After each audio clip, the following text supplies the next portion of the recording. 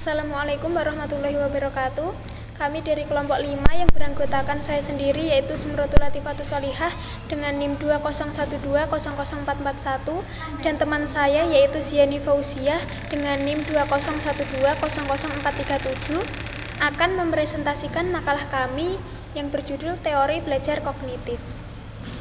Dalam pembahasan kali ini yaitu ada 3 bahasan, yaitu yang pertama definisi teori belajar kognitif, yang kedua tokoh-tokoh teori belajar kognitif, dan yang terakhir atau yang ketiga yaitu implikasi teori belajar kognitif dalam proses pembelajaran. Materi yang pertama yaitu definisi teori belajar kognitif. Dalam Kamus Besar Bahasa Indonesia, kognitif berarti segala sesuatu yang berhubungan atau melibatkan kognisi atau berdasarkan pengetahuan faktual yang empiris. Dalam istilah pendidikan, kognitif didefinisikan sebagai satu teori di antara teori-teori belajar yang memahami bahwa belajar merupakan pengorganisasian aspek-aspek kognitif dan persepsi untuk memperoleh pemahaman. Jadi, teori belajar kognitif adalah teori belajar yang mementingkan proses belajar daripada hasilnya. Teori ini menyatakan bahwa pada proses belajar, seseorang tidak hanya cenderung pada hubungan antara stimulus dan respon, melainkan juga bagaimana perilaku seseorang dalam mencapai tujuan belajarnya. Yang kedua yaitu tokoh-tokoh teori belajar kognitif, yaitu ada 4. Yang pertama Jean Piaget, yang kedua Jerome S. Brunet, yang ketiga Ausubel, dan yang keempat yaitu Gestalt. Yang pertama pendapat dari Jean Piaget.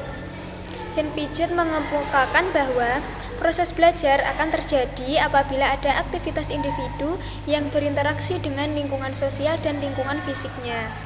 Menurutnya ada 4 tahap perkembangan kognitif, yaitu yang pertama tahap sensori motor atau usia 0-2 tahun. Yang kedua tahap praoperasional usia 2-7 tahun. Yang ketiga tahap operasional konkret usia 7-11 tahun. Dan yang keempat yaitu tahap operasional formal 11 tahun ke atas. Selanjutnya yaitu pendapat menurut Jerome S. Brunet.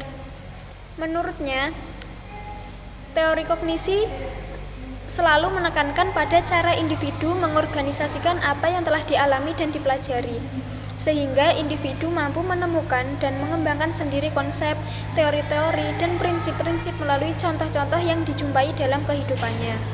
Selanjutnya yaitu pendapat menurut Ausubel.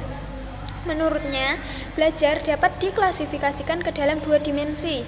Dimensi yang pertama yaitu berhubungan dengan cara informasi atau materi pelajaran disajikan pada siswa melalui penerimaan atau penemuan.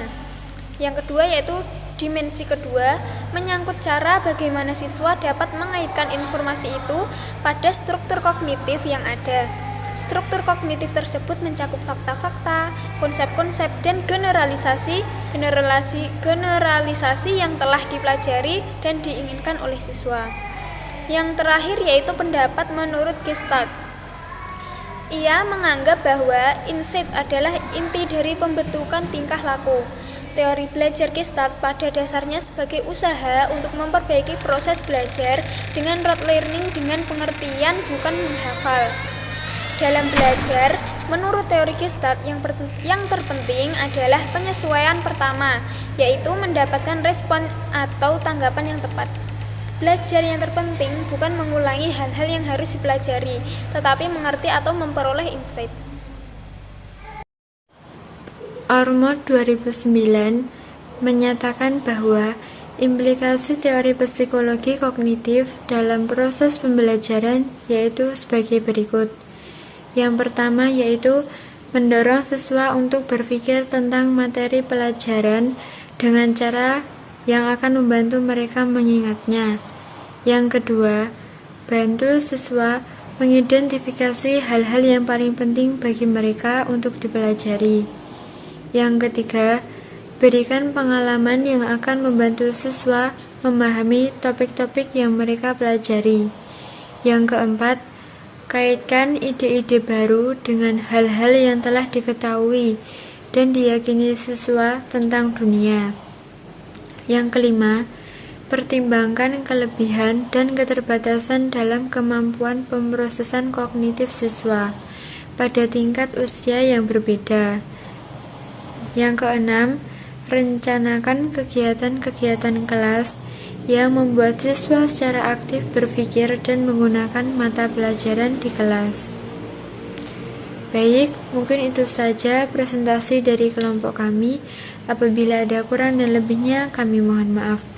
Akhirul kalam, wa'ulau muwaffiq ila aqwamit thoriq. Wassalamualaikum warahmatullahi wabarakatuh.